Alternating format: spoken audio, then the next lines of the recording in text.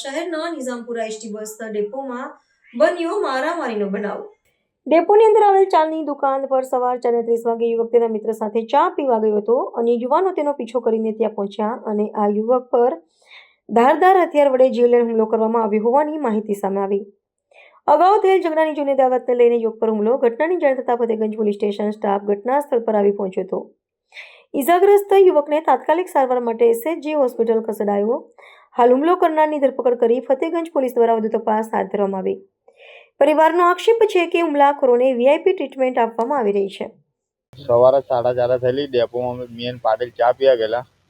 ચા પીને પછી અંદર ઘૂસે ને એમાં પાટીલ ગૂગલ પે કર્યું। ગૂગલ પે માં 10 જણ અંદર ઘૂસી ગયા ખામતા।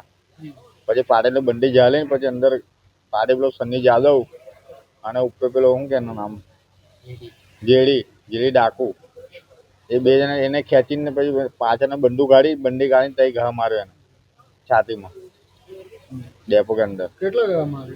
10 जन 3 जन ने मारा। कितने घा मारे थे? एक ज घा मारा लंबा 30 टाके इधर। उसके साथ साथ क्या हथियार लेके आए थे? चाकू ने लेके आए थे सब। कहाँ पर वो जगह कहाँ? Depot Nizampura depot. डेपो के अंदर बना कि डेपो के बाहर? डेपो के अंदर कैंटीन में। कैंटीन में। आपका नाम क्या? यशवंत शर्मा।